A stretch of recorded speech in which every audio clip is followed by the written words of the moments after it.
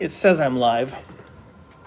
I had a whole thing set up on the computer here, and for some reason, that little gauge right there is telling me that there's a bunch of audio coming through here.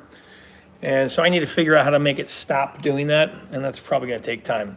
So I had an entire stream prepared. I was going to go through a bunch of YouTube comments from the last Dungeon Dude video I made. Might actually try and connect this to Discord because there's no one here right now, so I'm just going to give it a moment. Let me see. There we go. Is this a share button? Copy link. So not the planned stream. I did want to go through comments and look through them because there was so many comments from the Dungeon Dudes video that were really strange to me. Like there was a bunch of people who were basically saying since it's hard to get a dungeon master to play in a game with you, you shouldn't really set any standards. And, you know, like I've been thinking about that a lot this week because there was a lot of people saying that. Like, you know, if you don't baby your players, they might not have a fun time. If you don't adjust hit points on the fly, then, you know, they'll be upset. And you wouldn't want them to be upset. Maybe they wouldn't want to play with you or something. And since Dungeons & Dragons 5th edition is the predominant game, and since Dungeons & Dragons 5th edition is impossible to balance, there was all these people arguing for like lowering and raising monster hit points just all the time.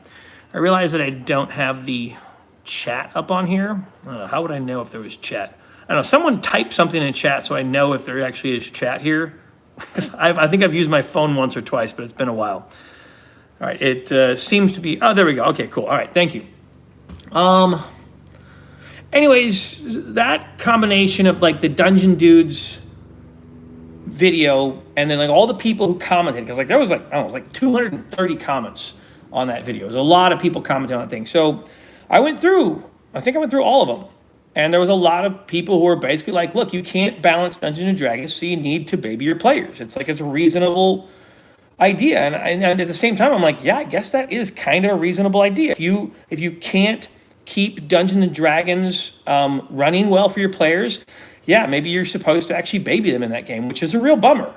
Because I think at the same time, it means that your players don't have agency. Thank you, Mitch. Thank you, Matt. How's it going? Hello, Chevra. Hello, Argus. And Matthew Hartstock. Thanks for jumping in. Anyways, I was initially going to be talking about those comments, and I had them all lined up, and I even went through and like checked off the ones I really wanted to talk about. But now that the computer is having issues and I can't get the audio right, I thought, well, I could just talk about the other thing that's bothering me this week, and that's my friend Marshall and I aren't playing anymore. And it's really bothered me. Like it has stuck out in my mind as being one of the more negative things that's happened recently. You know, like I don't have like a super difficult life with like, you know, okay, I had grandparents die recently, but you know, both of them were really old and like ready to go. And, you know, I have faith that they're both, you know, like excellent Christian people. And as far as I'm concerned, they are up in heaven being told, well done, good and faithful servant. So I'm not worried about it. But this situation with my friend from Dungeons & Dragons games, because we've been friends for like almost 30 years. I think 26 years we've been friends through like a lot of stuff. But for whatever reason, trying to play these games online together has been difficult to the point of frustration for both of us. And that situation with my friend Marshall, off the back of this Dungeon Dudes video telling people to baby their players, I don't know, it just got me thinking, like, I think there's a lot of the community of the tabletop RPG players and dungeon masters that have this mentality. We have to like just fake balance the game for our players. Like that's the normal thing. I think that's in the zeitgeist. Like you need to let your players sit back and enjoy this entertainment thing, and you as the dungeon master are going to baby them through it, and you're going to have a monster with 146 hit points, and you're going to drop it and raise it depending. You're going to flub your numbers. Like I think that's the zeitgeist, because the game system that I went to start trying to play with Marshall in was a game system where you can't really do that. or more so you don't need to do that. Like, it's a game system that's very player facing. And, yeah, I could flub numbers and I could, do hit point adjustment things, but it's more of a player facing system. And I tried to bring Marshall into that game. Like, I tried to bring my friend into it. And, he was having trouble jumping game systems when we left Dungeons and Dragons. And I go back and I think about what Scott Garrity told me. Oh my goodness, Scott Garrity. I go back to thinking about what Scott Garrity told me, where he's basically like, look, you traded your treasure for trash, man. And, in some ways I'm kind of kicking myself because my players were happy in Dungeons and Dragons 5th edition, but I hated it. I hated running games with like all these monsters out here, and I'm like fluctuating their hit points and dumbing things down and increasing things, and I'm like playing this. It felt like playing DJ. I'm constantly changing the flow of the game. Scott Garrity is my friend. You're right. Thank you, Frank. I didn't really enjoy trying to run Dungeons and Dragons for my players. It was just far too much stuff I was trying to do to keep them alive in the game. And it's hard for them to make new characters, but it's also not. I have no problem dropping new characters in. The problem is the more characters we drop in to the party, at some point we have Odysseus's ship. I think it's called Odysseus's ship. That metaphor where basically once you replace all the different parts on the thing, it's no longer the same thing. But that's what like our party would become over time in Dungeons and Dragons. And anyways, so Marshall didn't want to change that system, and then we took him into Shadow Dark, and he was kind of like, he was fine with it, right? But he still didn't want to follow the rules. Like, he wanted to make characters that didn't exist in Shadow Dark. And so like all the rest of my players are playing like fighter and wizard or whatever, but Marshall was like, I'm going to make this druid that can just change animal shapes or whatever. And yes, as a dungeon master, I could do that. But then we're basically playing Wild Sea, which, so I'm like, okay, since Marshall doesn't want to play a class in the system, let me go with something like Wild Sea. It's a little crazier, right? To be fair, I did mess up Wild Sea. Just exited 5e. Not ever running that again. I know, right? It's like, I can't believe that that's how you have to run that system, because, okay, to be honest, the Dungeon Dude's advice, here's the thing I should have pointed out in that video last week. Their advice is right. If you want to run Dungeons & Dragons 5th edition for people who want to play Dungeons & Dragons 5th edition, you kind of have to do this thing, because the Dungeons & Dragons 5th edition player kind of wants this power fantasy thing. I mean, to be honest, I don't think they really want it. I don't think anyone who's playing Dungeons & Dragons 5th edition really wants the gameplay that they're getting, right? Like, they just been kind of lulled into it. So Marshall had a struggle going from Dungeons & Dragons to Shadow Dark because, right, the characters are kind of empty. And my son hated Shadow Dark, and his friend hated Shadow Dark. And my ex-wife and my wife were really the only ones who kind of played their Shadow Dark characters well, but it was such an empty experience going from 5th edition into Shadow Dark that my players had culture shock, and they just didn't care. And they didn't really know what to look forward to. They're highly invested, though, because they're a third-party creator. No, I agree. And I understand that, right? And I think it's good for players to have that third-party investment thing, but I think you can do it with a bit more grounding. And, hey, how's it going, Bacon? And that was some of the problem we had jumping systems, right? So I recognize that my players, like, I took them through this kind of annoying, hellish thing, jumping from this game to this game to this game, because each time, like, we were playing, I could tell there was something off. Right? There was always like the group was going weird, or the players were having really strange expectations. A bunch of these players would do something, and then these players were like, why in the hell are you doing that? Like, no matter what we did, I couldn't get Dungeons & Dragons 5th edition to work. And then Shadow Dark, the same thing started happening.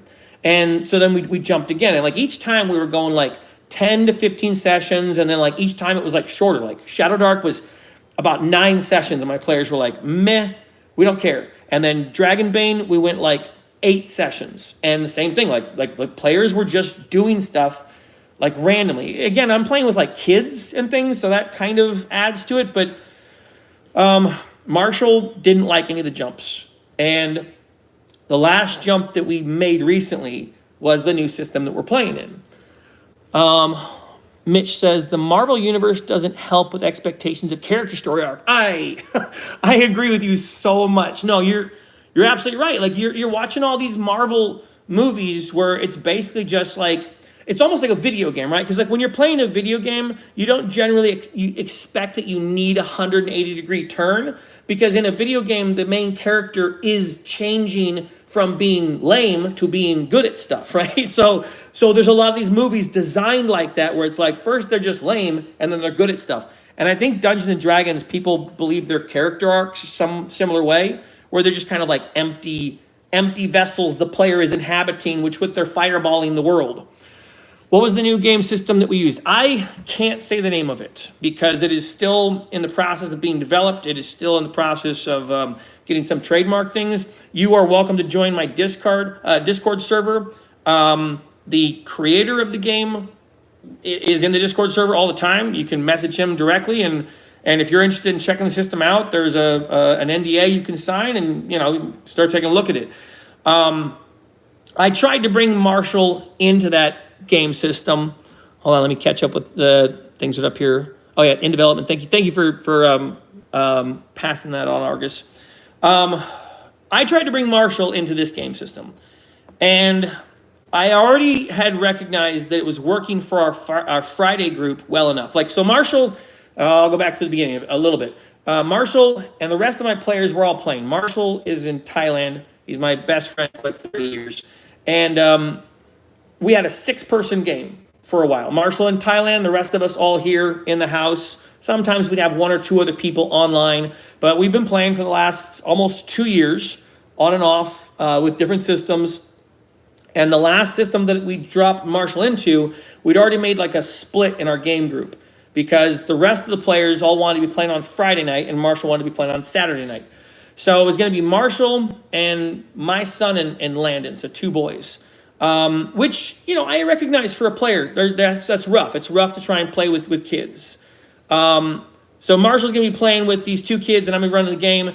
And we went 3 sessions and then 3 sessions, and each time there was like big hiccups. There was serious problems with trying to play the game, because Marshall kept trying to do similar things to what happened in the previous games. Like in Shadow Dark, he wanted to play this character that was different from all the other characters, and it was not working within the bounds of the rules, and it wasn't like something that the game recognized, right? Mechanically, it was a weird anomaly character. In this new game system, he was doing the same thing. He wanted to bring this outside archetype character, and I kept trying to explain to him, like, you can't do that. This game is weird. The world is weird. The setting is weird. The characters are weird. You can't just drag and drop.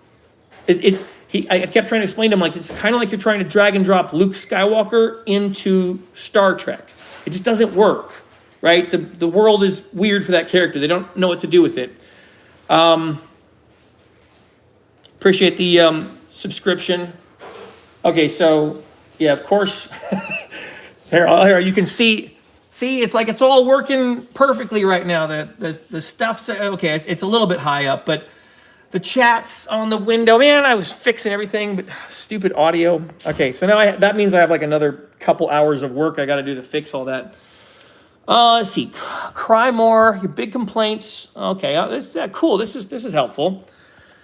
All right, cry more. My big complaint is some dudes on the internet don't play D&D exactly like you. You are the one losing time and friends over made-up rules for playing pretend. It's a game, bro. Yeah, okay, so what do you mean by that? It's a game, bro. Do you mean it doesn't matter? Right? So it doesn't matter at all. So yeah, why are you here chatting about it if it doesn't matter? I don't think it's just a game. I think these games are a way to connect with people, and I've already expressed that in the video, the 12 rules of tabletop RPGs, or advanced play. There we go. I explained that I think these games are actually a really good gateway into connecting with people that you have a hard time connecting with. And I think they're a really valuable resource to try and develop friendships and build relationships. But players have to be willing to do that. And you're right. Some of the aspects of my failed relationship with Marshall are absolutely my fault, and I acknowledge that. I acknowledge that a big part of this is my issue. Trying to expect Marshall to want to better this, this game hobby that we have, trying to get better at playing the game, because not everyone wants to get better at playing these things. Like a lot of people who play these games, they jump in, they play some system, they're happy with the system, how it plays, and they just don't care. They're going to have some pretzels and beer, and they're going to laugh, and they're going to have a good time, whatever. Like, it's just, that's all it is, right? But I'm doing this because I want to try and connect with people. Like, I'm playing with my ex-wife because I want to try and connect with her. This is a way that I can talk with someone that I have fundamental differences from. Like, we don't have conversations outside of our games. Like, we're not friends, but these games have helped she and I to be on friendly terms. And the same thing with her brother, and the same thing with my son. My son and I didn't start in a bad place, but these games have been an excellent way for us to connect with each other. So no, I don't think they're just games. I think they're ways of interacting, but you can do it with people that you have like a political rivalry against or belief system rivalry against. I think that the Dungeons dude's advice for how to baby your game, how to baby your players through Dungeons and Dragons is probably actually good advice. It's terrible tabletop RPG advice, but yeah, it is sort of a cheat code to how to interact in Dungeons and Dragons 5th edition. Dungeons and Dragons 5th edition is a terrible system for the dungeon masters, and it's a trick for players. It's probably better for player interest than Shadowdark, but I understand why people are offloading their games from Dungeons and Dragons to Shadowdark. Anyways, sorry, Catfish. Good point. I disagree. I think you fundamentally disprove your own point by saying it's just a game. That's probably not helping your argument at all, but I appreciate the pushback. Thank you. D&D is not important. It's just a pastime and a creative exercise. Get a grip and call your buddy back and apologize for being a goof. Yeah, hey, fair enough. I would like to call my buddy back, and in fact, I already did. I actually took all the blame for everything. I sent him a message and told him that all of this was my fault. The fact that I became a YouTuber trying to do tabletop RPG content meant that I was automatically trying to do it the best, right? Like I'm not just someone trying to run a tabletop RPG. I'm actually trying to figure out how to do it best. Like if I'm going to be at some point giving people advice on how to play their games, I want to have actually analyzed my own games, my own game systems, my beliefs about this or ideas about best play, and I'm going to be testing all those things, right? And so that wasn't fair to Marshall, and I took credit for that. I took responsibility. That's my fault. I went into playing tabletop RPGs with the desire to be the best, right? So if we're going to be playing and I'm going to be a dungeon master and everyone else says, don't be Matt Mercer, like don't try, I'm going to be like, no, I'm going to be like Matt Mercer. Because everyone is pointing to Matt Mercer and saying he's the best dungeon master. Okay, I want to be like him. If he can do a dozen different voices, I want to do 2 dozen, right? Like if he can do like some kind of weird sound effects with his voice, I want to learn how to do weird sound effects with my voice because people say he's the best. And I recognize he's entertaining to watch. And the more entertaining you are to watch, probably the easier it is for your players. I'm in trying to be the best. I'm also foregoing a lot of presuppositions I have about things that I already believed I knew. Like I was pretty certain I didn't want to be using AI art, right? Like I had my own opinions about AI art a few months ago, last year actually. I saw a video by Stephen Fry. He was reading some kind of letter about AI art. It was written by a musician somewhere. And the musician was basically saying like, hey, this is like the death of humanity. It's soulless and it's devoid of heart and it's like antithetical to humankind. And I was like, cool, I'm done, right? I was already making videos using AI art and I instantly went, good point. I can't argue with that. I'm done. My players asked me, like they said, in the Eberron campaign, we really appreciated those images you made of Eberron. It really helped me to get into the game. And I was between sessions, between Dragonbane and the new system that we're playing in, I went, oh, all right, okay, I'm going to make images again, right? So like I already had a presupposition about the AI images, but since I'm trying to be the best and my players are having a hard time imagining the game and like 3 of them have aphantasia, I don't care about the presupposition. And this isn't really a moral issue. This is more like a grandstanding issue to me. You know, like I can say I'm better than AI art, but like, I don't know, my players want it as a tool, so who cares? Anyways, I did apologize for being a goof, and I took all the possible blame. I sent him a link to our last game session on Saturday. I told him, please join. I'd love to play with you.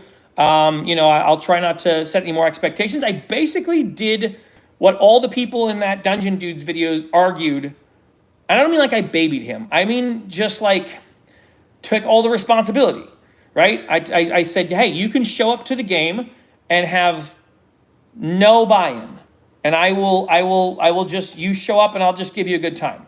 I essentially said, I have no expectations, no, like there's no hoops you need to jump through. You don't need to like buy-in. If you're not even on camera, I basically just told him he could play however he wanted. And he still ignored me, or he didn't message back. So that's the crux of the story. I'm gonna try and catch up with the comments here. Yeah, I haven't scrolled in a while. Let's see. All right, let's see. RPG Dad, it is a gateway to relationships, but yes, also a game. Relationships have been ruined by Monopoly too. That's fair. My mom and my aunt often tell a story about a really, really crazy game of Risk they had, where like it went for hours, and then at some point my aunt threw the game board over, and you know, like that was kind of the end of some of their interaction with games. So I know what you mean, and I understand what people mean by like, hey, it's just a game to some degree. When people do the it's just a game argument to like subvert anyone from having a different opinion, or from like preventing the conversation to be about anything esoteric, I'm like, all right, if we're gonna call it just a game, then I could say the same thing about like art is just art. I could say the same thing about you know, video games are just video games. Okay, the threshold of my house, it's just a doorway. Right? When you start getting into that like completely materialistic look at something like a tabletop RPG, you subvert all the like the fundamental principles of how the game is working at its core, which is a social cohesion game with cooperative game elements in play. Right? Like all the mechanics are sort of in service to limiting factors. And that's some of the interesting part about playing like these games where you have narrow character pathways. You have different people who can fill out different needs. And you know, like I wouldn't stand in subversion of that idea, because the moment I say like it's just a game, like that's put a cap on the potential that this thing can have for me, because I can sit at this game with someone who fundamentally disagrees with me about stuff, and we could play a fantasy pretend game about stuff that's not really happening, and we could actually care about it and feel emotions and feel real responses. Okay, I'll give you an example. The game system that we're playing in right now, it's so well designed. It has taught my son how to play a scuffed character, or it's teaching him how. Like, cause I mean, my son's like a war gamer. Most of the people who are at my table are not tabletop RPG people, but this game teaches you how to play very unique character classes. And that was one of the reasons why I really wanted to play it with Marshall, because we've had so much trouble trying to get people to work together in the game because they're going different directions. And it really just didn't work to play like that random encounter game or that like kind of fire and forget gameplay, because at some point the party was fighting. Like they wanted to figure out what to do with this thing or that thing, and they were at odds with each other and they couldn't agree. And so what I realized was like they don't know enough about their characters. They're just being themselves. Like they're just being them as people, because my ex-wife was being, you know, ruddy with Marshall almost every game. And like sometimes he was saying stuff that they should agree about, but she was just like butting heads with him. My son was butting heads with Marshall. Even when they designed characters that had like backstories together, they were still butting heads. Like no matter what we did to try and, you know, gear the party towards each other, the problem was at some point they veered off because they were just playing themselves. And at some point there was a fraction of interest that would happen along the way where someone went, you know what? I don't agree with this character anymore, and there's no real historicity here, so I depart from what they want. Like, and so we had that happen over and over and over again, to the point where it was difficult to play a session and have people not fight in real life. Like people were just bickering and arguing in real life, and I'm like, oh darn, right? So I thought, well, if I jump into a game system that tells them a little bit more about them, and the reason I knew this is because I actually had a chance to play in this game system, and I am not a good tabletop RPGer. Wow, I'm way behind on the comments. People are yelling at Chevron now. Okay. I'll let you guys argue with each other because I was finishing a point. I had actually had a chance to play in this game system, and I am not a tabletop RPG player. Like, I'm not good at playing TTRPGs. I always just self-insert. Every character in Dungeons & Dragons 3rd edition and 3.5 edition, characters I've had in other games, I'm basically just self-inserting me, and I'm playing as a hero, an archer, a witch or wizard, whatever. It's just me as that thing. But in this game system that I played a character in, it was the first time where I was having thoughts in my head that weren't like thoughts I normally have. And I was really playing... Emery, what is this fight about? What are you cursing at Chevron about? I want to catch up here. Okay, so Emery's starting fights in here, calling people dog turds. Let me see if there's something I can do about that. I am on my phone. Okay, if I hit the remove button, what's that do? No, I don't want to add him as a moderator. That would be bad. I'm going to remove, but I think that's just going to remove his comment. Hide user on this channel. All right. Let me know if Emery keeps up with his nonsense, because I think he's... Oh, yeah. He's not there. All right. Anyways, I got to play in this game, and I played as a character, and I don't generally play as characters, and that was interesting to me. And I thought, you know what? That would be interesting for my players. Why wouldn't I want to give them the same cool experience that I had playing as a character that wasn't me? Awesome. And that's why we started our Friday night game, which didn't include Marshall. And the Friday night game went so well that by the second night we were playing, people were talking in their characters 50% of the time. By the third night, they were talking 80% of the time in character as themselves, to the point where I could like walk away.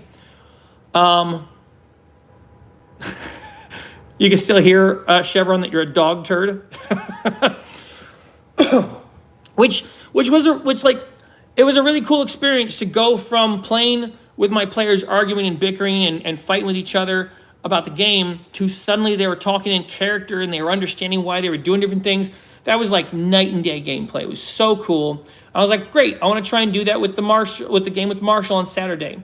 And then just each time it didn't line up well. It didn't work. And in the end I have to think like, all right, this is my friend. I love him. I care about him. I want to have time to hang out with him and talk to him. Like, I'm not proud about this. I'll take all the responsibility. It's my fault. If I hadn't been playing tabletop RPGs and trying to run a YouTube channel about it, I wouldn't have been striving for like the best game. I wouldn't have been getting let's say pissy or upset if things weren't going well. And I wouldn't be, I don't know, maybe I don't know what game system we'd be playing, but I probably would have done a lot of things differently. Because I learned a lot from people on here, giving comments, telling me like, okay, here's how you make your game better. I go through like a lot. When I ask a question, I go through a lot of the comments that are on there, at least for the first few days, and I really take into account things. Like I got notes and notes and notes and notes and notes from stuff where I'm reading comments and trying to learn how people play the game. And anyways, this new game system really fixed stuff, and I really wanted to try and play it with Marshall.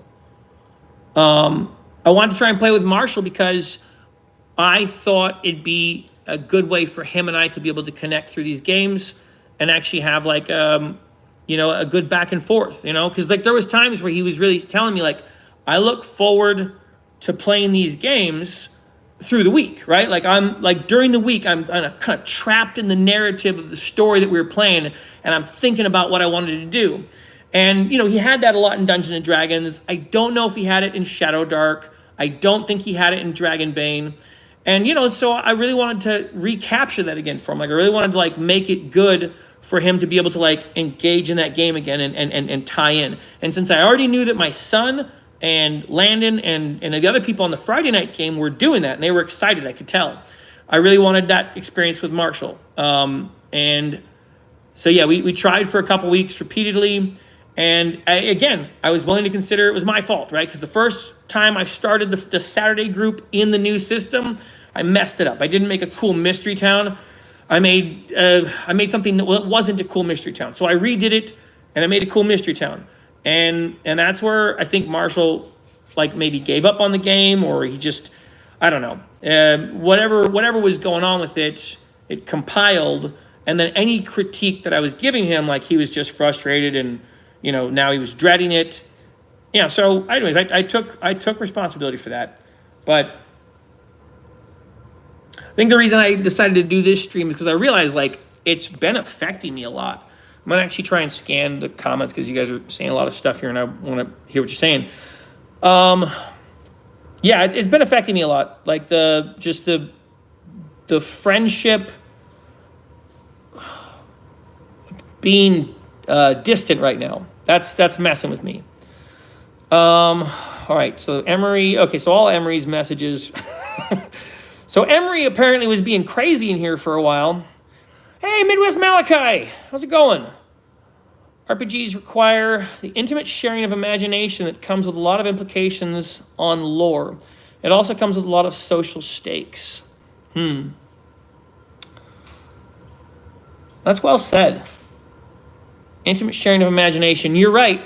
Yeah, and that intimate sharing of imagination was the place that we were having a lot of problems because there was so many different people in our group. Like, 6 players is a lot of people to try and get like a shared narrative or a shared imagination going with, because everyone's imagination is so different and they have like wholly different goals. And I think that's the thing I realized when I started playing in this new game system. It works really well to help players with different beliefs and politics and wants to align their goals with each other, because there's a lot of conciliant goals, right? Like there's cults, different groups and factions in the world, and they have different things that they want, and sometimes those things that they want align with each other. And in the places where they don't align, it's really helpful because the players understand each other's differences. They go, oh yeah, since you're from that cult, I know that you would want this or that, right? And that happens a lot with our Friday night game where my son is playing a ferryman. He's this like a Grim Reaper, essentially. He's someone who goes through the world and tries to make sure that the people who have died pass on to the next life, right? And he carries these coins around with him to try and make sure he carries on people to the next life, right? And at some point, he's going to make some pilgrimage to bring all those coins with trapped souls to the well and see them off. But all the evil ones, all the people who suck in the world, all the evil people, he traps those in coins that he uses for a battery. It's a really weird character. It's a very strange character, but it's a very grim, dark character. It's very not edgy.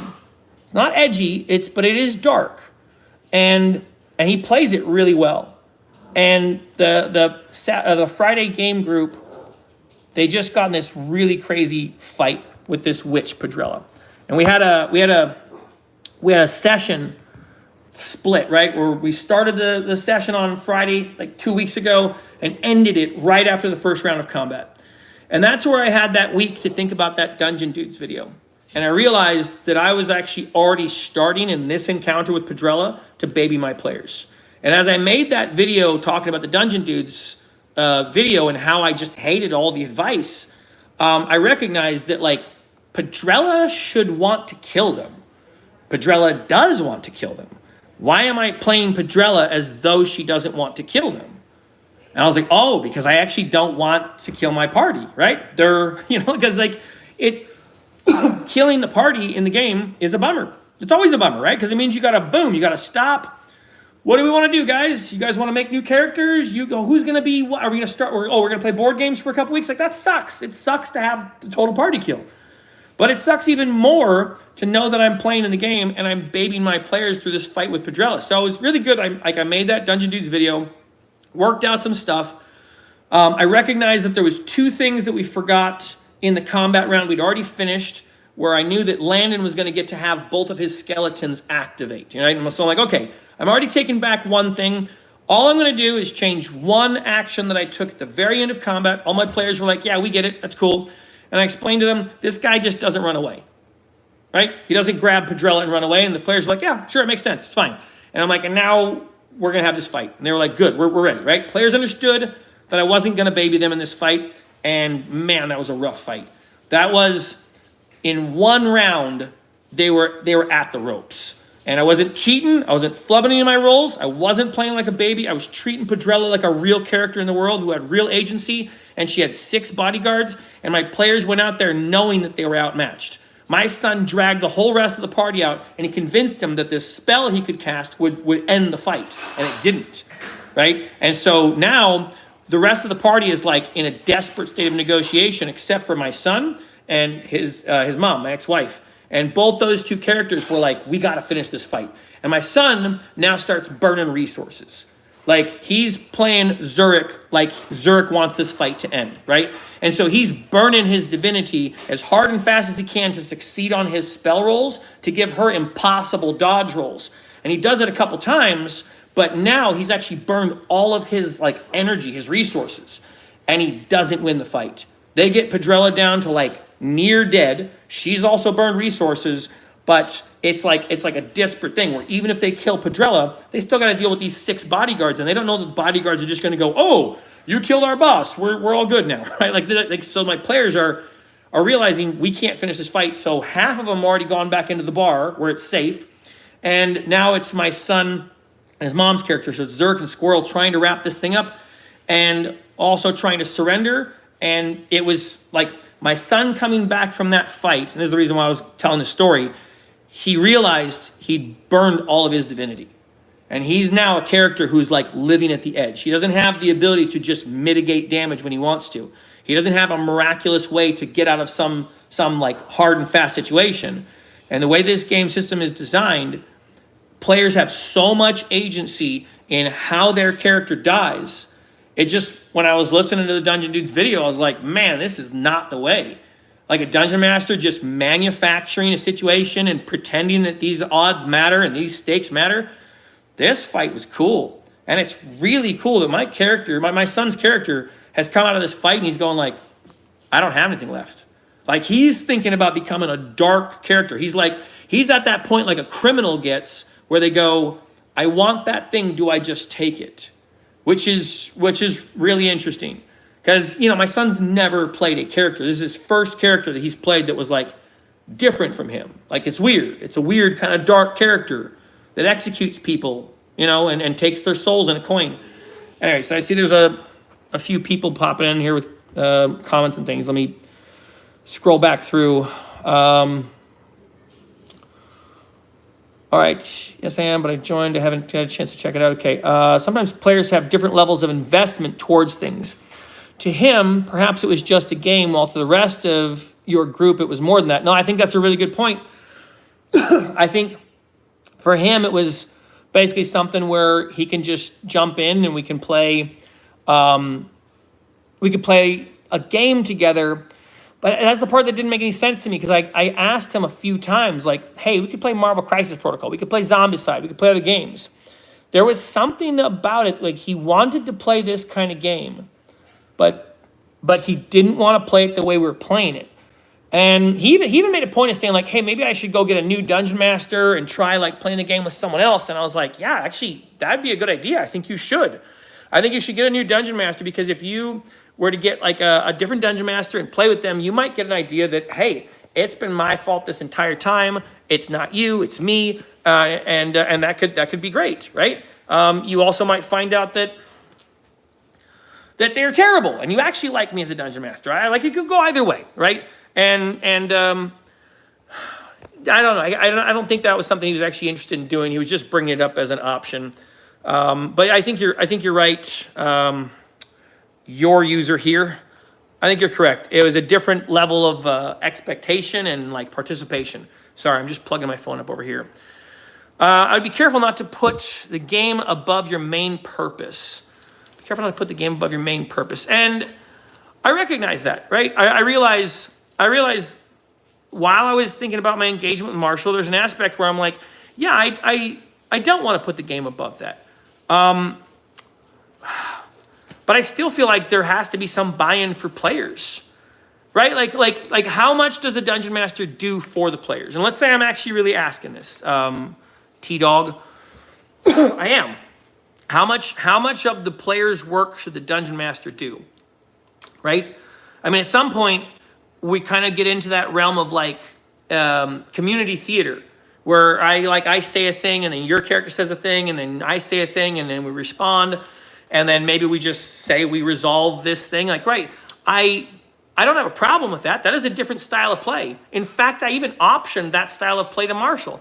I was willing to play anything at that point, because I recognized I valued his time and his connection more than I valued the game. And so I told him about the 4D play, which is a little bit more what you're saying, like putting the rules of the game subservient to the players and the narrative. And I optioned that to him, and he said no, he didn't want that. He wanted the rules there, which is even more confusing to me, because each time we've engaged with the rules, he doesn't want to play by the rules.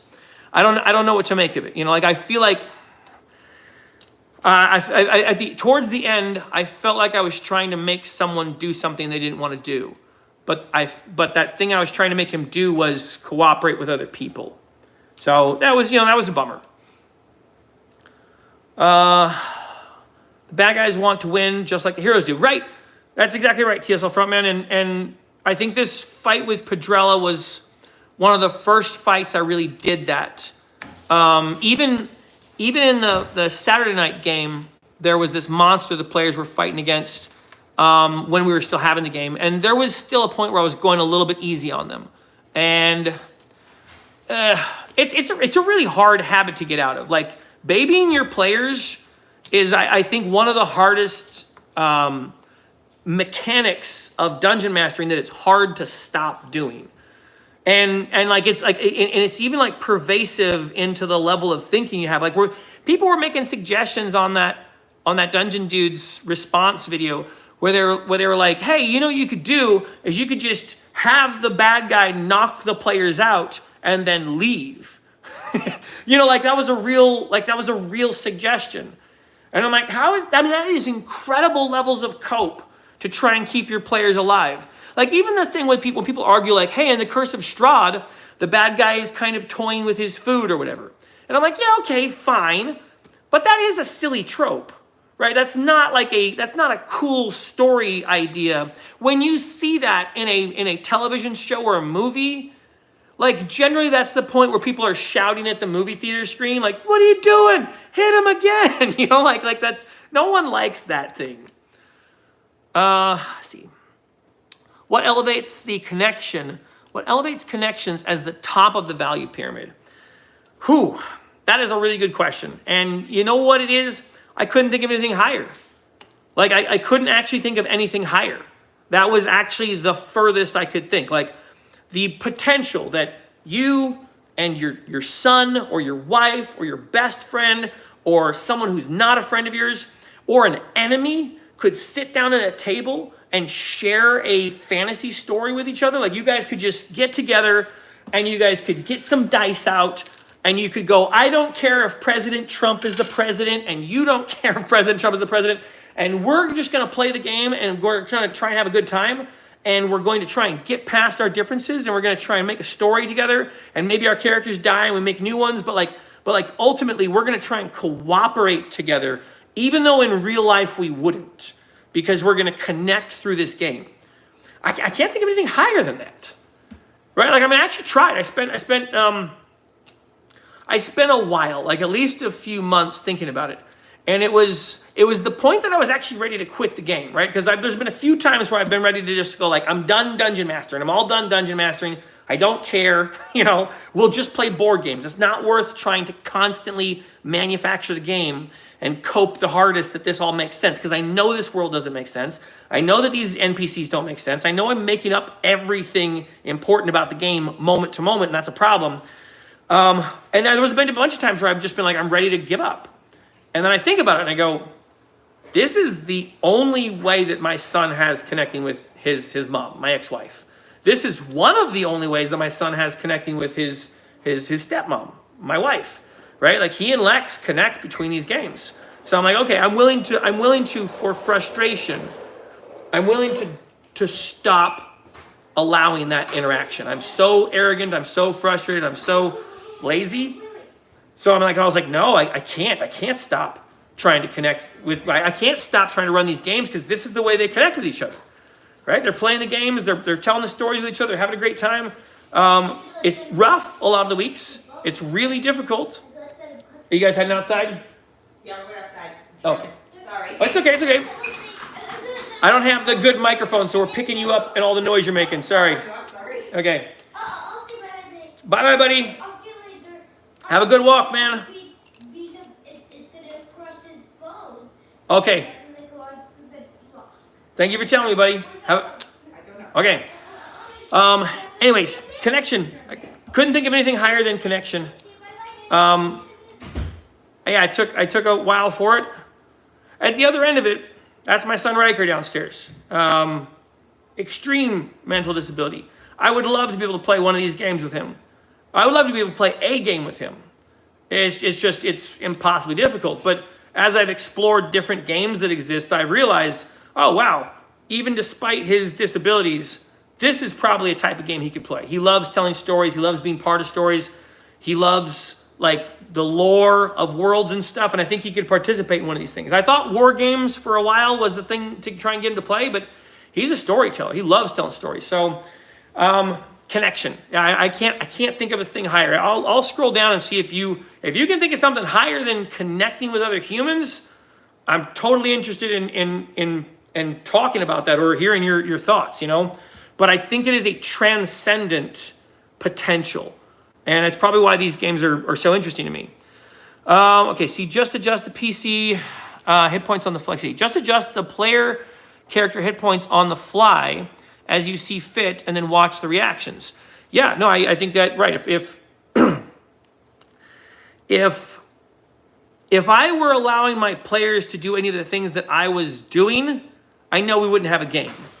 I know the only reason why this thing is existing in this state where I get to cheat but they don't is because I'm lying about it, right? I'm pretending like I'm not cheating, and that's the part about the game that sucks to me. I don't like that. I don't like trying to play the game and pretend. Like if my son comes to me after one of the game sessions and is like, hey, this thing, what about this thing, right? I don't want to be going like, I'm not going to tell you because I'm the dungeon master, when I know my reason for not telling him is actually because I'm going to be lying, or I'm going to be revealing some deceptive trick. Like, I would rather not have deceptive tricks be the thing that's holding my game together. The vast in the dark is a great pocket dimension to play in the event of a total party kill. If they're lucky, the PCs can even fight their way back to life. Okay, so yeah, I saw this idea. Someone posted one of these kind of concoctions. And then, my 17th level players went to go fight the Lich so-and-so. And as they were fighting the Lich so-and-so, the game just went terribly for them. And all the players died. And one by one, they woke up in the, as the veil pulled back. And I'm like, come on. No, that's dumb. That's dumb, and it's dumb. Like, don't suggest dumb stuff like that because that gives their character no purpose and no meaning, right? Like, it's just your avatar. You've turned the game into World of Warcraft, right? It's fine to resurrect one character, right? It's fine to resurrect one character, but that's it. that's the end of it. If you're playing in a world where there's revivify and true resurrection, these players are World of Warcraft characters, right? Like you can add personality to them all you want, but these characters don't mean anything. And the point you start getting epic long sagas of characters going on, like some of these characters need to be dying, right? Like some of them need to Boromir their way out of the story in order to show that there is stakes and meaning to this world, right? You have to have Boromirs, right? And you probably have to have a few Boromirs. Who's the king from Helm's Deep? That guy's dead too, right? The guy gets picked up and torn in half, whatever. You have to have death to make the story have meaning. Because death shows finality, right? And if you play a Dungeons and Dragons character in a campaign and you were going for years and years and years and years and no one's characters are ever dying, I don't know. It's just like that. Or then when you do have a total party kill and you just, boom, you're back to life again. That stuff feels to me like the Dungeon Master, you know what I mean? That's a Dungeon Master thing I feel more than a player thing. I know these players want their characters, But the Dungeon Master also wants his story. And that'd be one of the things where when I'm considering that I'm about to do that, like I'm about to just gimme my players' characters and I'm about to treat them like babies, I'm probably doing it because I'm lazy. I know that maybe that's a hot take, but just bringing them back to life, it just makes their whole life not matter. I don't know. I don't like it as a suggestion. I know it's the norm. I know it's like in the zeitgeist. We all have this like, we got to keep the game going. We got to keep our players going. And I'm like, yeah, I don't think you do. I think, okay, my son Zurich's character, I was still in the dang mindset of babying him, right? I was going to have an Asterian go and like transfer some divinity to him because like he's a baby, right? Just give him a little bit more. And I'm like, no, the good thing for him to do is to learn how to play this character at the edge. Learn how to play this character that doesn't get to re-roll their dice anymore in a drastic way. Play this character that doesn't get to Deus Ex Machina their own character out of the game, because that's essentially what this mechanic is. This mechanic is Deus Ex Machina on incoming damage, Deus Ex Machina on a character death. And my son went hard and fast in this combat, so aggressively that he was burning Divinity in order to try and get spells to hit, because he really wanted this character Petrella to die. No, the thing to do is to let him play this out, because he's either going to go extremely dark or nihilistic, or he is going to be the pinnacle of hope. He's going to be that hope when you don't have hope, right? Like he's going to be that thing. Like that's the thing we all want, right? We want to play that character in real life. We want to play that character where it's like everything's up against the rocks. Your life is in shambles. You know, like bad things are happening, but you're still persevering through. Like that is a hope-filled character. And the only way to let my son play that thing is to not give him any more divinity unless he actually earns it. And it is hard to earn divinity in this world. But for him to play that character out means he is going to have to get in touch with actual human experience and not simply be playing a Warhammer miniature. And the design function that is so ingeniously put together in this game system allows players that agency to decide when they expend their characters' divinity in the world, right? Like actually allow them to expend their potential to survive a dangerous outcome. Now when he goes into danger, it's probably his last time. The very next fight he goes into, and this is like that movie, right, with Tom Cruise, where he like goes back in time and he's wearing the mech suit. I'm gonna try and catch up with chat a little bit. See, the world after tomorrow, the time before tomorrow, live, die, repeat. That's the new. That was the slogan one. The day after tomorrow. At some point, that movie has real stakes in it because he doesn't get his do-over ability, and that's where my son's character is right now. Edge of Tomorrow. Thank you. Yes, that's the one I'm trying to think of. And that is really cool because my son has not played deep characters before. My son has generally played self-insert, right? He's like Peter, he's Fernando. They're all the same character. He's just a big guy who hits stuff heavy. When he was Peter, he was in Dungeons & Dragons 5th edition. He smited a dragon for 200 damage on a critical. He like almost one-shot at a dragon by himself. That's his character every time. He's going to make one-shot man. He loves building that character.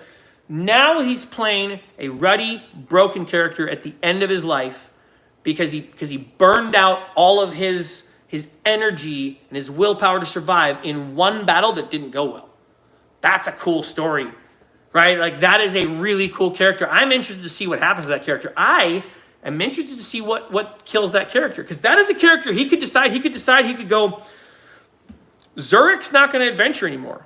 Zurich's not going to take chances dropping down into the dark places of the world anymore and potentially put his life at risk. He's going to settle down. He's going to open up a blacksmith shop, and he's going to you know whatever. He's going to get a craft, right? He's going to start transcribing documents. He could go and park that character, and that would be a reasonable option. I don't think he's going to. I'm interested to see what he does with him. Let's see. In Star Wars, Sith can also be forced ghosts and can also resurrect and take over another person's body too.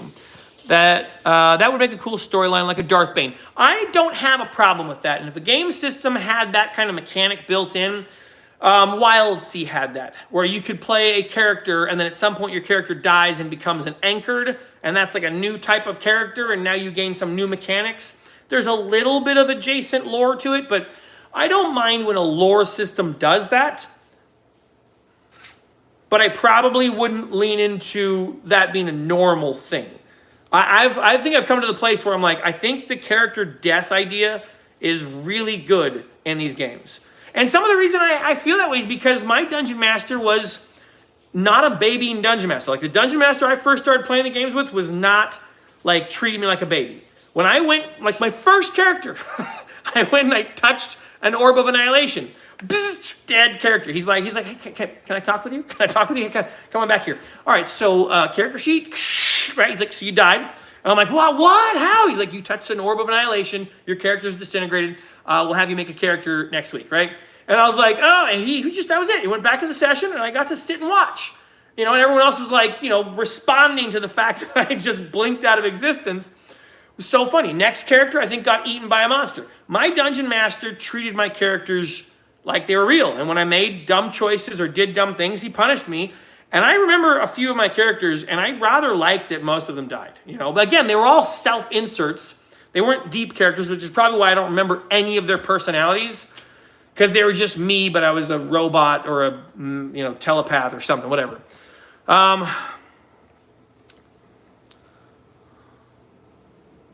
It does sound dope as hell, though. I do like. I mean, those kind of things are interesting, you know. And I think Star Wars has a lot of that cool lore, which that's probably why it gets me excited. Let's see. Me and my wife put in something called.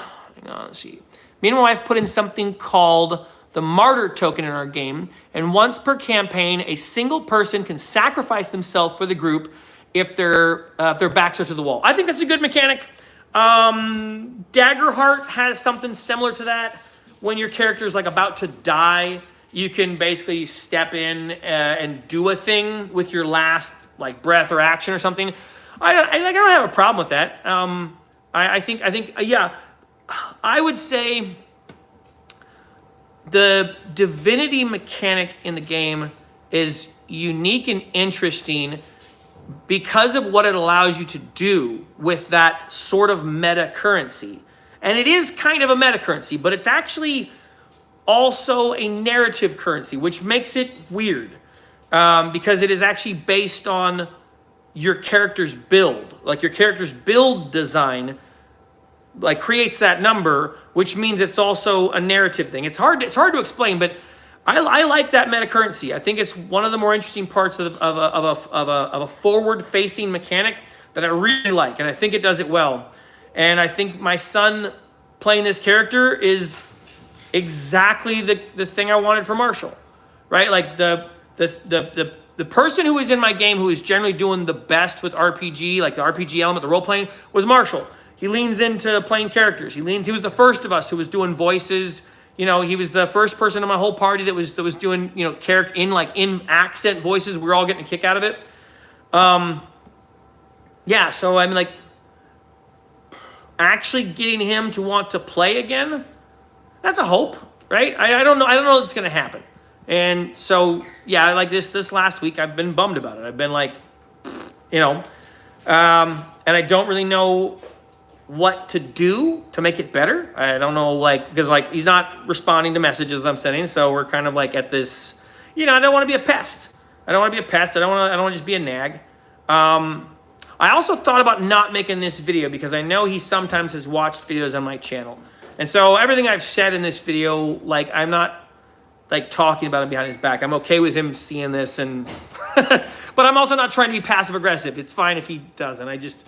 Since I couldn't get the other stream going, this is what I'm going to try and keep Thursdays consistently my stream time. Usually I go like about 6 o'clock until about 8 o'clock, about 2 hours or so. I'm gonna scroll through and catch up with some of these comments because I appreciate the stuff you guys are asking or whatever, and also I always enjoy the pushback. So even when I come out here with I think this thing, and here's what I think, I do not mind people going, yeah, but have you thought of this? I don't mind that at all. In fact, I'm generally encouraging of it. Because, as I mentioned earlier in the stream, I'm trying to do this the best. I'm not trying to do this just good or average. And I think there are actually better ways to do things. I know this is like a hobby space where everyone's like, there's no wrong way to play. And I'm like, hey, you sure about that? you sure about that? I think I could find a wrong way to play really quickly. Like, I think we have discussions about edgelords and tabletop terrorists because there are wrong ways to play this game. You know, and I think the same thing exists on Dungeon Master sides. And I think you don't even have to find the extremes to declare that there actually are wrong ways to play this game. I think the reason why we say there's no wrong way to play this game is because this is a community of people who are constantly ingratiating to each other. And I think that's part of the zeitgeist. Like, no one wants to be like, yeah, I didn't really have fun, right? Everyone always wants to be saying, I had fun, I had a good time, you did a great job dungeon mastering. Sorry, it's just scheduling issues. I don't know. I when people say they're having scheduling issues, yeah, it could be scheduling issues. I've had some of those. But I also have recognized that all the scheduling issues went away with the players who I was having scheduling issues with. Most of those scheduling issues went away when I found a game system that was interesting to the players. And when I found a game system where the players had a lot of agency in the game, suddenly everyone's able to show up for the game. I don't know what to tell you. You know, we've missed one game in the last like 9 weeks, maybe 10 weeks. I think we're on our 9th game. Yeah, I think so. Yeah, I think last session was our 9th game. Let me catch back up again. Let's see.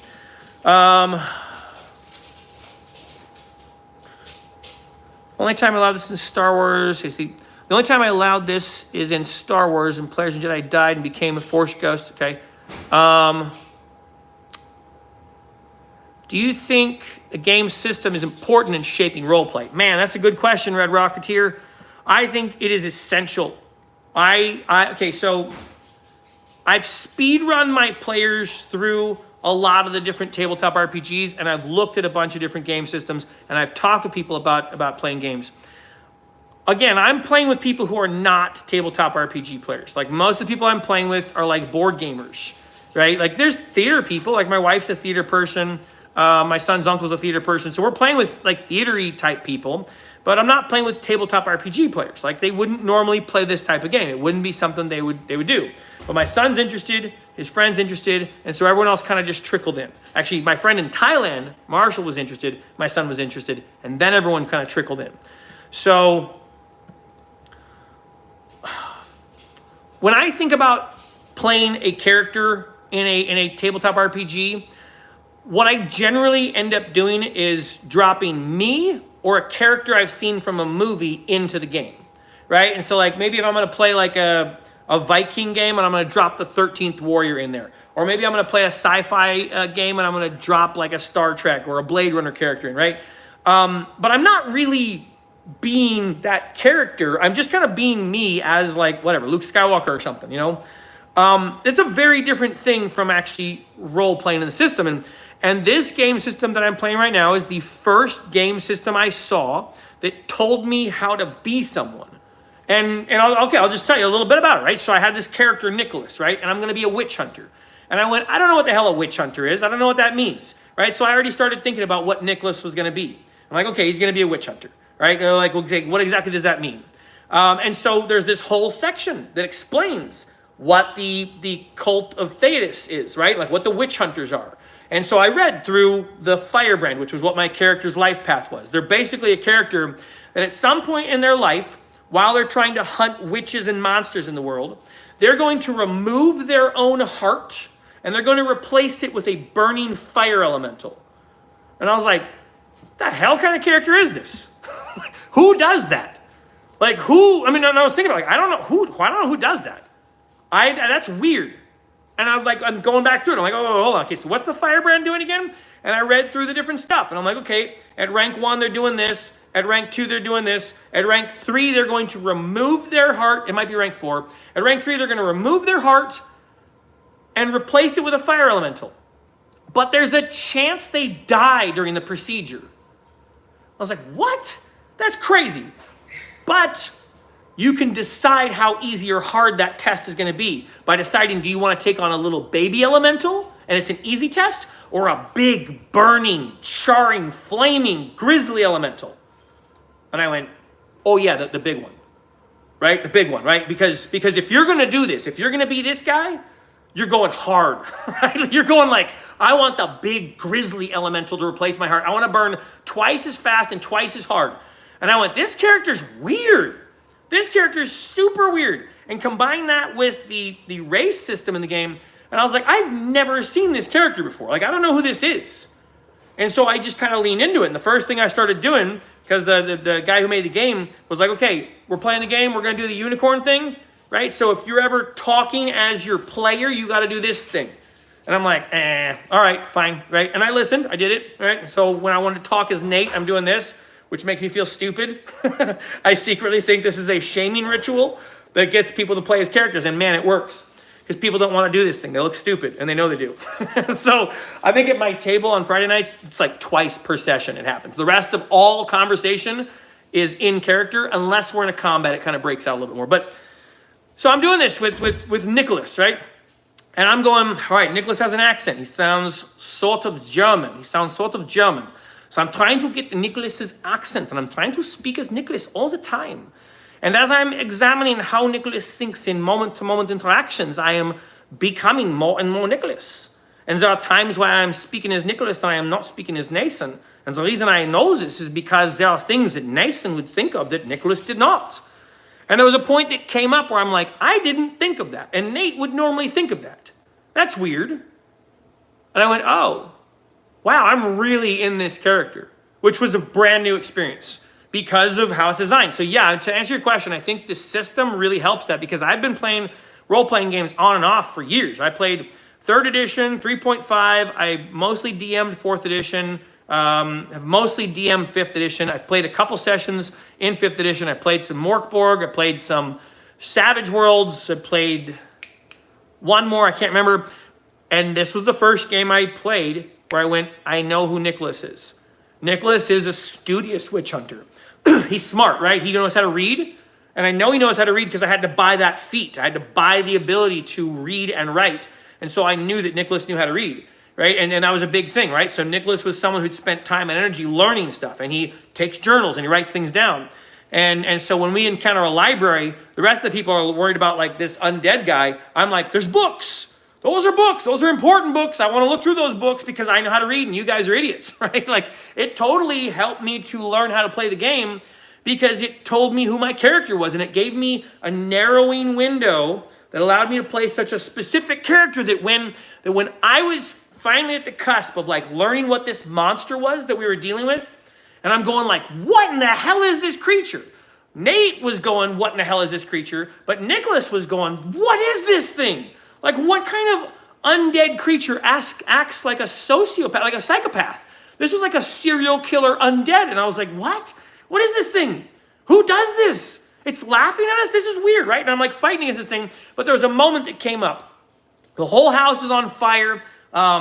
Urson was there casting magical spells. I don't remember the lamplighter's name because he was only there for one session. But the lamplighter had already lit the house on fire and he's riding out of the place. And there's this moment where I had the opportunity to jump on, so the creature was grabbing me. It's grabbing me by the arm and I could resist. And I went, I don't resist because the basement was already on fire and the floor had collapsed out.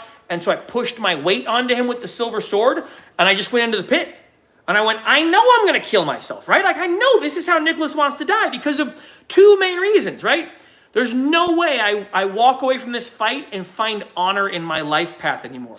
I walked away from this crazy creature. No, I can't do it. And even worse, second thing, I couldn't take a journal note that explained that I saw this creature and didn't die trying to fight it, right? Because that was crazy to me. And worse was that I went through the world not having taken notes and I lived a lie. Like I'm like, no, I can't live as that character. This is where Nicholas dies. I dove into the pit, dropped down with my sword onto his chest and pinned him to the ground. And he's like squirming, trying to get away. And I just hold him there. He's grabbing me. He's tearing my back apart. And I'm like, no, I'm holding you here. And so the last thing, like as all the smoke and the fumes and inhalation are starting to consume me, I went, oh, wait. I know what to do. I pray to Thetis, right? Give me a little bit of extra strength to hold this creature here. Like I knew about my character. And it was really cool to play a character I knew about. I'm like, I want my other players to play that. And that's why we changed systems from Dragonbane to this new system. I almost said the name. I do think this system is very helpful for role-playing. I know there's a lot of people who are fighting me on this, and they're going like, you can role-play in any system. I'm like, you're right, you can. I know you can. I know that there are people who are doing it. I'm saying this makes it easier. I'm saying this would even make it easier for people who've been role-playing for years in like lore-light systems. I think this is a very interesting and unique experience to play a game that teaches you how to play weird archetypal characters.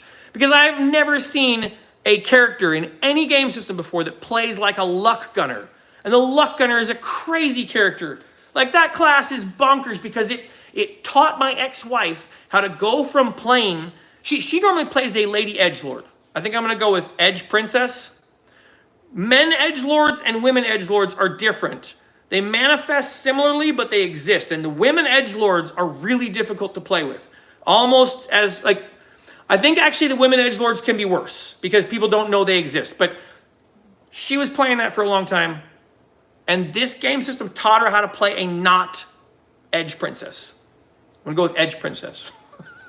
Anyways, that was, and it's been really interesting to watch that happen over the course of our 8 or 9 sessions. I think it's 9 sessions to watch her go from playing edge princess to playing actual, you know, I mean, the closest character I could compare it to would be like Domino or something. It's a really interesting type of character to play. It was one of the ones that was confusing to me at first. But yes, to answer your question, I think it really helps. I'm going to scroll back down again. All right, let's see. The creator of Grimworld also made a weird Western version as well, which I can't wait to get. It's similar in a sense that there is an established story, but a sandbox capable of freedom of story. I think those are helpful. I think it's helpful to have a developed world, but also have the sandbox thing. I rather like the sandbox mechanic, like just the big open world. I like it especially if my players know what to do in it.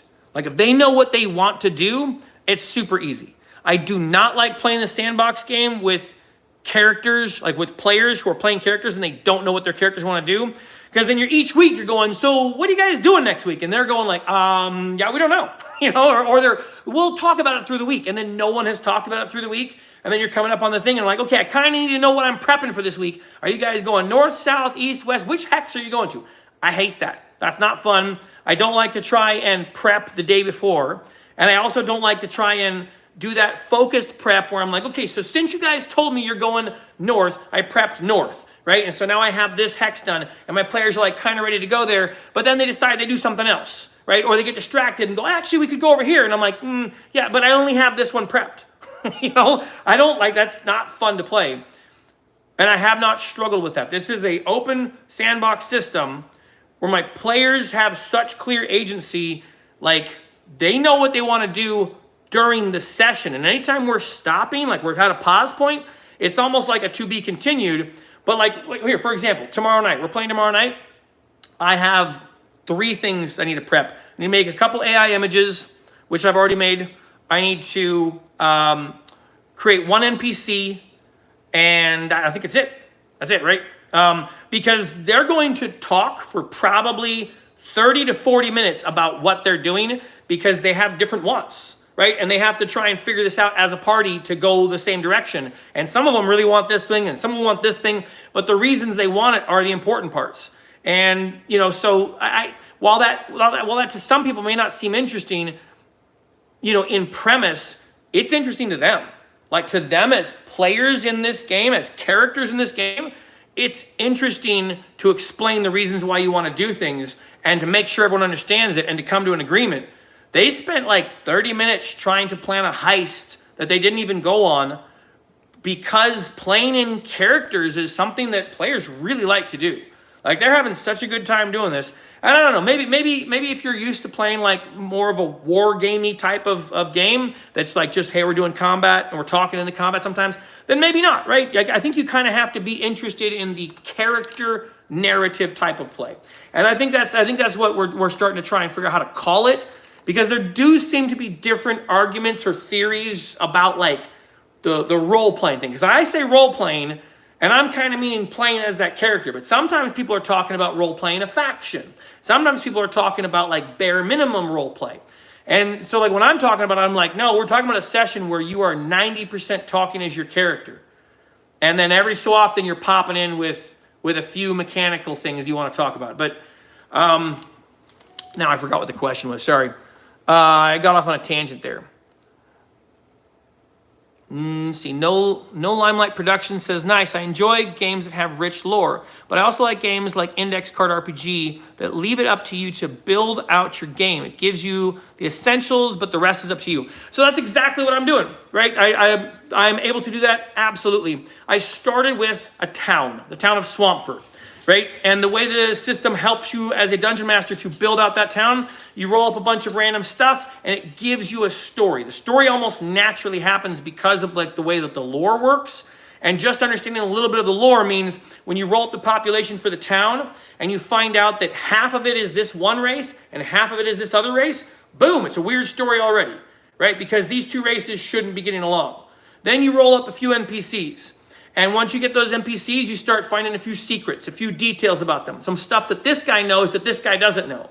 And then you start connecting out the different dots, right? Like, well, what's going on in this town? Why are all these different weird identities hiding here? You know, and if you don't get a story by the end of it, you just drop a monster adjacent to it, and now you have like a weird story, you know, that also has a monster. But it happened twice that I got really interesting stories from the thing. And in one of the towns, Swampford, the players went there, and they were trying to figure out the mystery of the town. Like, they're going like, okay, what's going on here, right? But the main thing was a witch that they were chasing previously was going there. And that came up through the party builder, which is a really unique system, a really unique mechanic that this game has to help you build a brand new party, right? And that's been the thing that's really easy in the back of my mind going, if everyone wipes against Padrella on the Friday night game, party builder makes this super fun. Like, the restart process is actually so engaging and so enjoyable. For me as a dungeon master, for my players, it's great, right? They're going to be sad that they lost their characters, but the party builder is a super unique mechanic that brings you right into the game. So they're chasing this witch through the party builder, and the witch is going to Swampford, and now they're going like, why is she going to Swampford? And at the heart of Swampford is a weird mystery where there is a vampire underneath the city that was captured about a year ago. And the blacksmith, the mayor, and the town crier have all been working together to lure people into it, to feed them to the vampire, because the vampire makes little stones.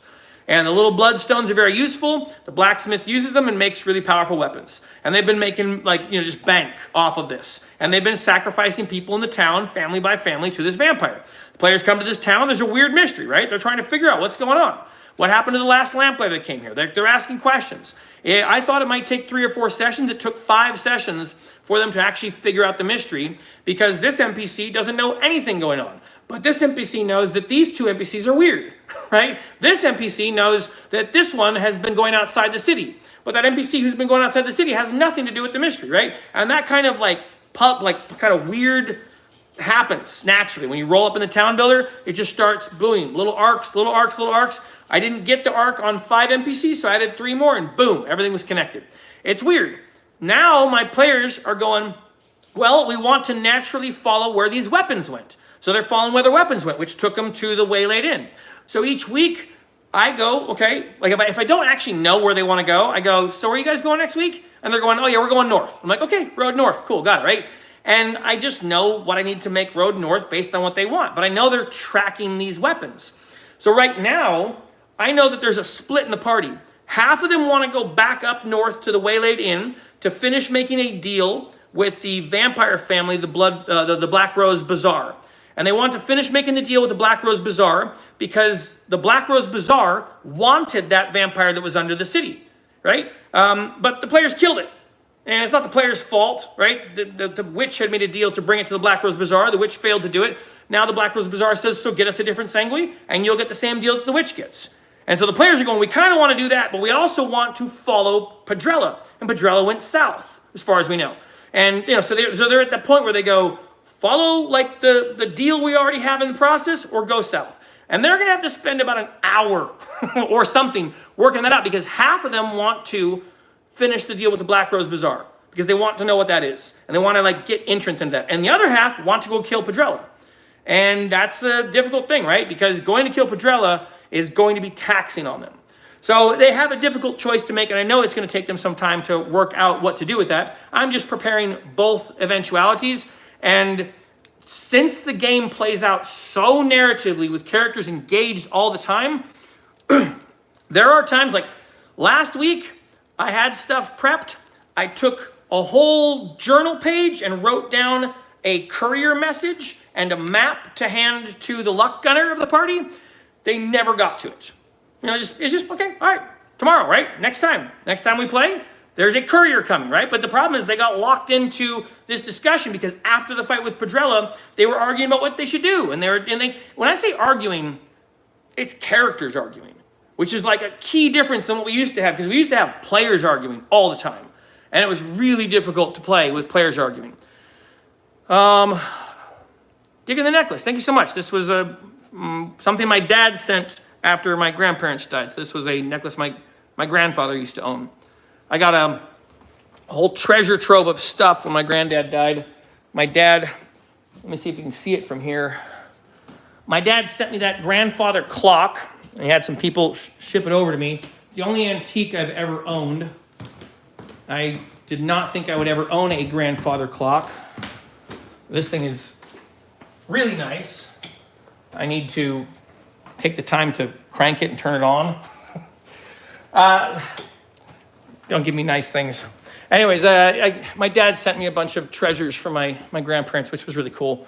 I set up a little area up here on this shelf near my desk. So these are a bunch of pocket knives and trinkets and things that my son is claiming that he gets to have. So my grandpa was the most Christ-like man I've ever known. And I know a lot of pastors. That's high praise then. Let me scroll back, see what y'all have been saying. No Limelight Productions. It's the full game, minus the extra GM pages, about 30's worth, free version of the game. This one is regarding to but print on demand. I'm all about physical books. So if I like the quick start, okay, for sure, I'll buy into it. Yeah, okay, that makes sense. Thank you, Tolowit. I appreciate you saying you like the images. I have reconsidered putting them in the videos because there was like so many people who were irritated about the images being in the videos. And I'm like, okay, I was only putting them in there to try and keep like a pacing to the editing. I watched a Black Lodge video recently, and the guy was basically just talking into the camera for like, I don't know, 20 or 30 minutes. And I was like, I don't know, I just, with his pace and having the discussion and all that stuff, I was like, you know what, I think this actually would have been better a little bit cut up or with some like B-reel or something. So that's what I thought about doing, but it seemed to upset people a lot. And so I don't know, I'm contemplating whether or not I'm going to continue using the images. I don't know. I might, just to see what happens, see if people keep getting upset about it. Let's see, it's also on Backer Kit. Sent you a DM just now. Thank you, Tolowit. All right, what time is it? Okay, so yeah, I'll probably go about 10 more minutes. Let me try and catch up with some of these comments, and I will try to fix the computer, because that's, annoying. And then next week, hopefully, we'll be back on track. Try to just can it run it linear, okay? Yeah, and I think running the sandbox linear is something that might just happen naturally as players are playing the game and making choices with their characters. Like at some point, their choices kind of coalesce into a, we want to get here, and we're here, and they got to like zigzag back and forth until they get there. I'm all about physical books. Okay, I saw that. Print on demand. Wow, real. All the artwork included as well. Text only. I'm looking it up now. Yeah, Frank. I think Rodney's game really fixes a lot of the problems that we've been having. For my campaigns, I used to start with a small town and build the world as we went, scribbling stuff I make up when I needed to expand. Now I'm old and I use Greyhawk. Oh, that's right. You sent me the links on Greyhawk. I still need to go through those and read what you said. Thank you for the reminder. I don't know how much Powered by the Apocalypse, as I don't play that system much. It's okay, buddy. Hey. Don't worry, me too. I must go visit my weasels. I must play them because I Thank you for telling me, buddy.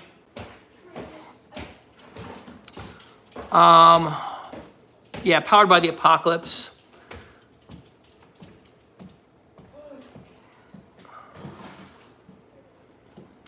If you don't like the video here, well, you know.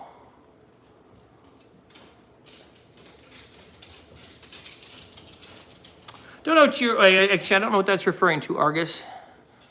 Oh, are you meaning like hit like on the video? Oh, I get it. You're foppish if you don't like the video. I appreciate that. Thank you for shilling for likes for me. I appreciate that, Argus. Thank you. I found your comment about the dungeon dudes being heavy in estrogen. I found that to be really funny. And then like some dude commented on your comment that there's no place in the game space for that kind of gatekeeping. Like it's just, I don't know. I thought it was funny because it was like the least offensive way to critique the dungeon dudes, but it still managed to offend someone. Oh man, you're not the only one. When me and my wife first published our book, Drive-Thru was, we had some AI art in it because you were laid off and people really didn't like that. Let's see. We have since added actual artwork. See, why am I going to play Grimworld when I can just play the original AD&D? All right, what's Grimworld? You guys are all talking about Grimworld here. Have you guys explained? Oh, here we go. Let's see. Grimworld uses 8d6 and 4d8 dice for their rules. And it mostly narrative driven, like the powers in the hands of the player, okay? And not really the GM. That's why I said it's kind of like Mythic, what is it? Mythic Genie? I don't know what that, I don't know what that word, Mythic G-E-Een. Okay, so,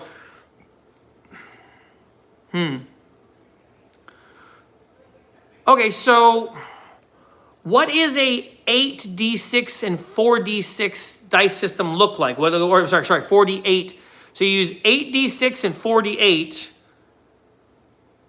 I've seen a couple dice systems that when I look at them, I'm like, are you trying to be complicated for the sake of being complicated? There was one of them that, so Landon's looking at game systems for me right now, and he's going to help me make new videos. He's going through all the books that I either have gone through or don't have time to go through, and he's helping me put together videos. And he went through one called Oddball.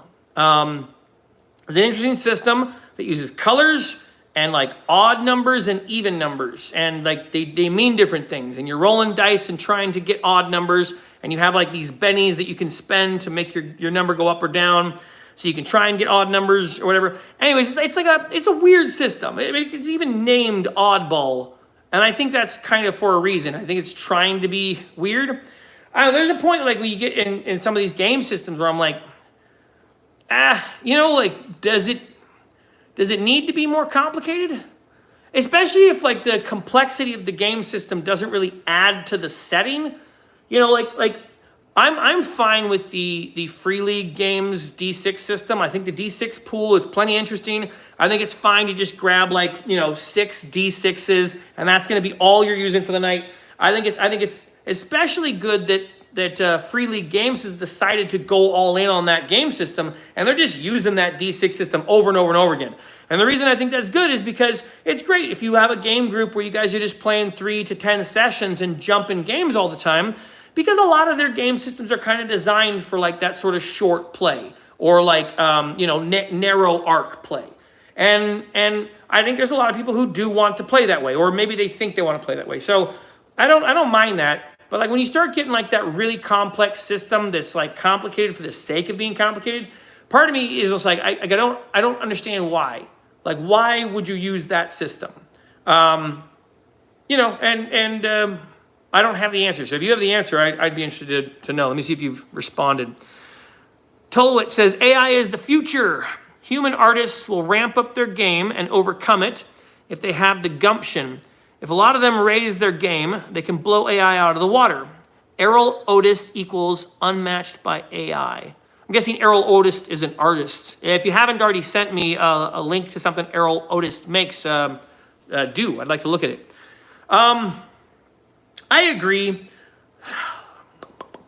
I don't actually know how I feel about the AI, right? Like I don't actually have a clear understanding of like what my feelings are about it, because it is such a new and weird thing. It is like something unique in the world that like we haven't really had to deal with before. We haven't really had to deal with a thing where we could just ask a question and it would tell us the answer, right? And like maybe it's telling the truth, but like it's kind of an authority figure because it's using the libraries of the world to congeal all the information into some sort of slop for you to integrate with or interact with. That's a new weird thing. And so like ChatGPT, I don't generally interact with ChatGPT. The Sora AI, I don't really want to make images with Sora AI. And since right now Sora AI is not helpful for my games with my players, I'm not going to use it. But right now I have noticed that the AI images that I make for our just Friday night games right now, the AI images that I make for our Friday night games have been really helpful for the players. They really like it when I drop a character up on the screen. And I like not explaining, like I like not doing.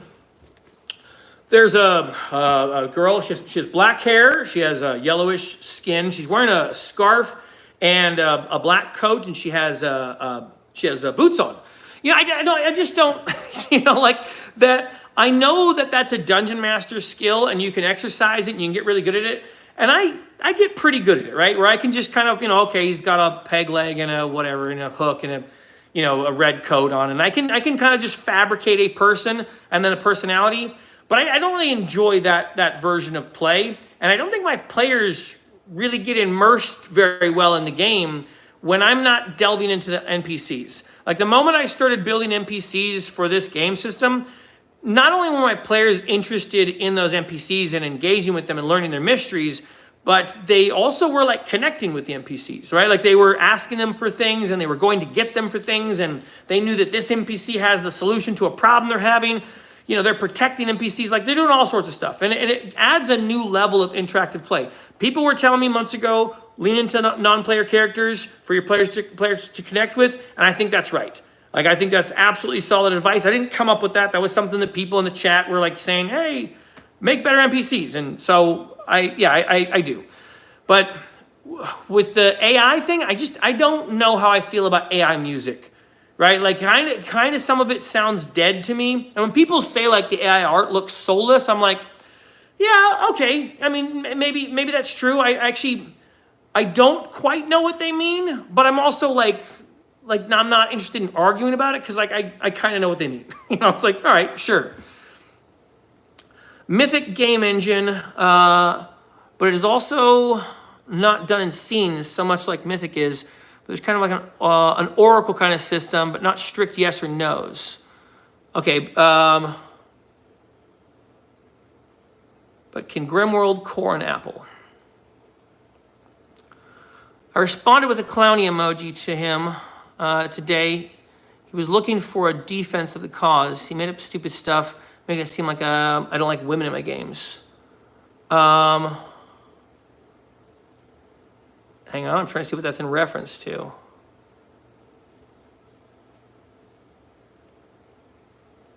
Try and catch up with the bottom. We're laughing at Crafty Matt right now. Let's see. If Shadow Dark is the Hollywood blockbuster, then Grimworld must be the Walmart DVD bin. That's funny. That is destructive, Matt. That is. Thank you for putting it that way, because I had a pretty low view of Shadow Dark. Let's see. Yeah, I don't know how I would feel about buying a book that had AI art in it. There's a part of me that wants to know that this book gave people jobs.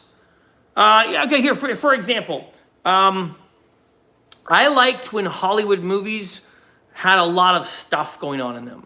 Like, I really liked Hollywood movies when there was real things happening in the movie. And, the Star Wars prequels changed a lot of that when they came out with, like, movies that were basically 98% special effects. And you go watching the movie and you're like, is that real? Is anyone real? Are these people real? Are those puppets? Is anything? Oh, nothing is, and that's a weird way to engage with films. I think that those Star Wars films were sort of good for the industry because George Lucas was inventing technology and ways of making film that's never really existed. But I think it's led to like a lot of movies that have like that detached, nothing really feels like anything's happening. Like everything's just computer graphics and stuff. So I don't know. And so if I'm going to buy a product that's like 50 or 60 bucks, or maybe it's $100 or whatever, and it's coming from a company, right? I want to know that they're employing people, right? If they're just using AI resources, I'm like, why don't I just use AI resources? I probably could ask ChatGPT to make me the next big tabletop RPG, and maybe it would be able to do it, right? Like maybe I could just be like, hey, make me some lore for, for Mouse Ritter or something. So if I'm going to be paying money to a company, I kind of want that company to be actually giving people jobs and supporting the economy, and I want it to be, I want there to be multiple connections and relationships built in that product. I don't know. So that makes sense to me. I personally love Grimdark the Adventure. Only slop gamers play Grim Worst. Okay, so, all right, Bob, you're going to have to tell me what this game system is because I've never heard about this, but you guys have some pretty salty points about it. AI writing is particularly horrible. I asked an AI about the best 2H class to match, to match in ESO, and he gave me like 6 points of data. 6 was Paris is beautiful, no joke. Your martini's catching up. Glad you're having a good time. All right, it's 8 o'clock. I'm going to jump off for now. Appreciate you all coming in to hanging out while I mainly just rambled on about my stuff with Marshall. That is still a ongoing situation, and I will update YouTube with how that works out. I'm hoping that Marshall and I are able to make peace through this, and that we'll be able to start playing games again. I will check my DMs. Thanks, Toluit. AI is only as smart as its programmers, and we as humans are pretty dumb, especially when we program AI with our biases and tell it to make a claim it can't be biased. Right, when we start telling the AI that we want it to lie to us, yeah, that's a bad start. Thank you, Mandy. Appreciate that. Yeah, I hope that situation pans out as well. So thank you. Anyways, I'm gonna call it there for tonight. I'll be jumping into Discord in the general chat if any of you guys want to chat and tell me what Grimworld is. I'm gonna grab something to eat, and then I think we're gonna watch some more Severance tonight. So, all right. God bless you. Have a good night. Derek Kirkman preach. What did Derek Kirkman say? Oh, there we go. Troll Lord Games equals 100% American. That's good to know. They are the ones who make castles and crusades. TSL Frontman, thank you very much. Awesome. Well, if you want to jump into the general, we can chat, and you guys can actually, talk, and I'll listen, because, yeah. Jesus Christ is King of Kings. Thank you very much, random guy. Have a good night. Watch Andor. Yeah, Severance has been pretty good. God bless you all. Have a good night.